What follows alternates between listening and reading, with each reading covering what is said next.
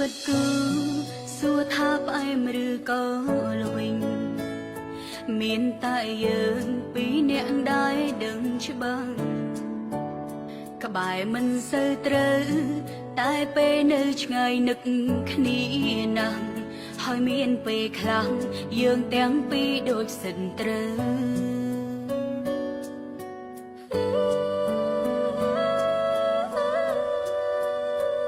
រំភើបក៏មាន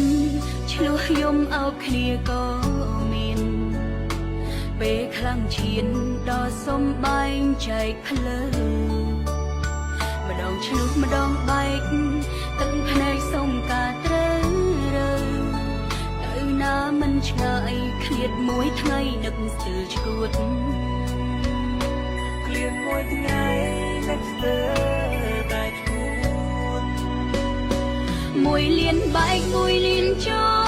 ប់មកប្រាប់ថាបែកគ្នាចិត្តទៀមទីនៅក្បែរគ្នារហូតបែកគ្នារាប់មិនអង់ឡាយជួបអស់ហើយរឿងកំសងតែមិនហត់នឹងសង្សារព្រោះត្រូវការគ្នា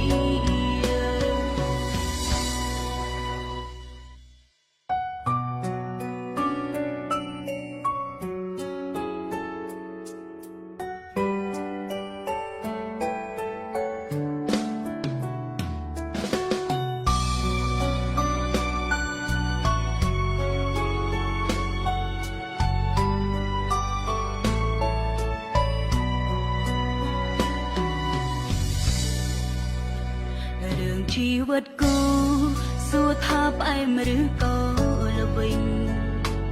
មានតែយើងពីរនាក់ដែរដឹងច្បាស់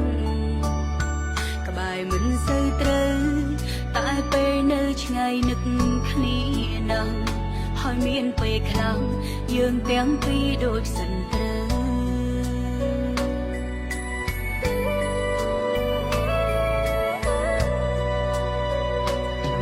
ក៏មានឆ្លោះយំអោបគ្នាក៏មានពេលខ្លាំងឈានដល់សំបែងចែកផ្លូវម្ដងឆ្លោះម្ដងបែកទឹកភ្នែកសុំការត្រូវរើ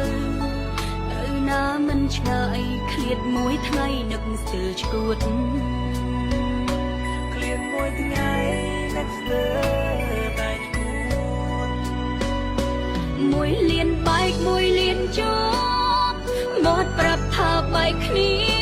ចិត្តទៀមទីនៅក្បែរគ្នារហូតបែកគ្នារាប់មិនអង់ឡាយជួបអស់ហើយរឿងកំសត់តែមិនហត់នឹងសង្សារព្រោះត្រូវការគ្នា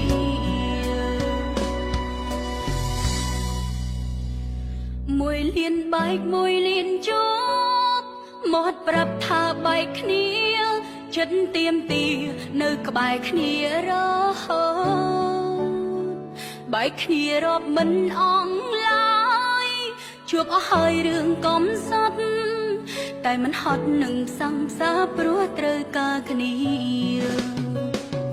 មួយលៀនបែកមួយលៀនចប់មកប្រាប់ថាបែកគ្នាចិត្តទៀមទីនៅក្បែរគ្នារហូតបែកគ្នារាប់មិនអង់ឡាយជួបអស់ហើយរឿងកំសត់តែមិនហត់នឹងសង្សារព្រោះត្រូវការគ្នាតែមិនហត់នឹងសង្សារព្រោះត្រូវការគ្នា